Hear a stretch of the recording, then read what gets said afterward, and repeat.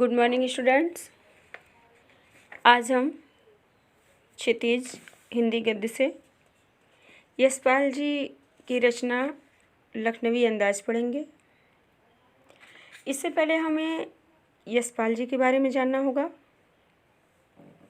यशपाल का जन्म सन 1903 में पंजाब के फिरोजपुर छावनी में हुआ। प्रारंभिक शिक्षा कांगड़ा में ग्रहण करने के बाद लाहौर के नेशनल कॉलेज से उन्होंने बीए किया। वहाँ उनका परिचय भगत सिंह और सुखदेव से हुआ।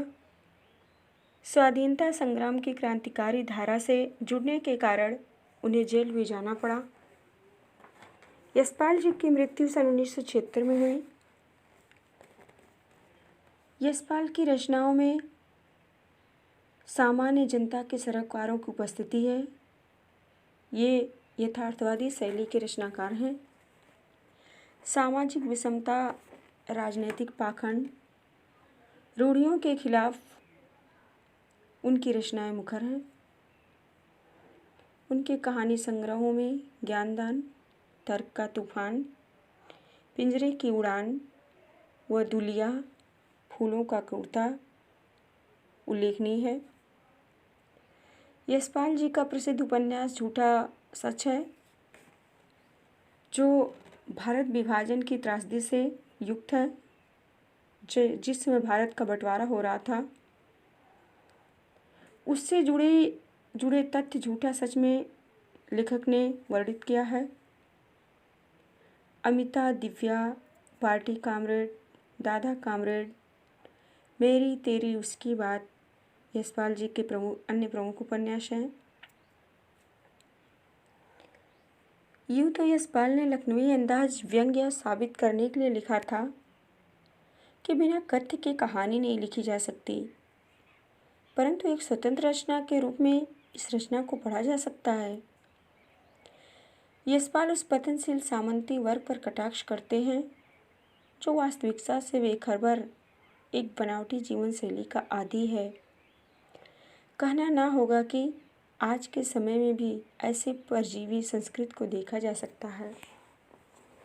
लेखक ने लखनवी अंदाज में व्यंग किया है, उसके माध्यम से व्यंग यह साबित करने के लिए लिखा है कि कोई भी कथ्य की कहानी नहीं लिखी जा सकती है, किंतु एक स्वतंत्र रचना भी होती है और उस स्वतंत्र रचना को पढ़ा जा सकता है। यशपाल जी ने उस सामंती वर्ग पर व्यंग किया है, कटाक्ष किया है, जिसका पतन हो रहा है, जिसका पतन हो गया है, किंतु उसके अंदर का जो अहंकार है वह समाप्त नहीं हुआ है, वह खत्म नहीं हुआ है। वह अपने यथार्थ, अपनी वास्तविकता से अनजान है और एक बनावटी जीवन को जीने का आदी है। बनावटी दिखावा, पाखंड करने का वह अभ्यस्त है। लेखक ने कहा है कि यह कहना अतिशयोक्त नहीं होगा कि आज के समाज में भी ऐसे सामंती वर्ग हैं, परजीवी संस्कृति है, जो आज भी लोग बनावटी का जीवन जीते हैं, दिखावे का जीवन जीते हैं। वे अपनी वास्तविकता से दूर रहते हैं। लखनवी अंदाज अब आगे पढ़ते हैं। मुफस्सिल की पैसेंजर ट्रेन चल पड़ने की उतावली में फुंकार रही थी। आराम से सेकंड क्लास में जाने के लिए दाम अधिक लगते हैं, दूर तो जाना नहीं था।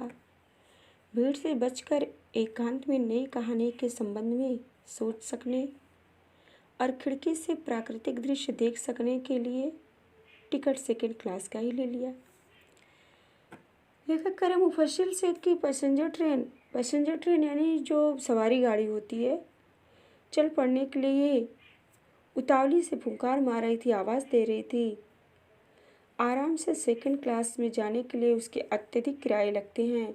मुझे बहुत दूर जो नहीं जाना था, इसलिए मैं भीड़ से बचकर अकेले में एकांत में एक नई कहानी लिखने के संबंध में विचार करने में सोच सकने के लिए खिड़की से प्राकृतिक दृश्य देखने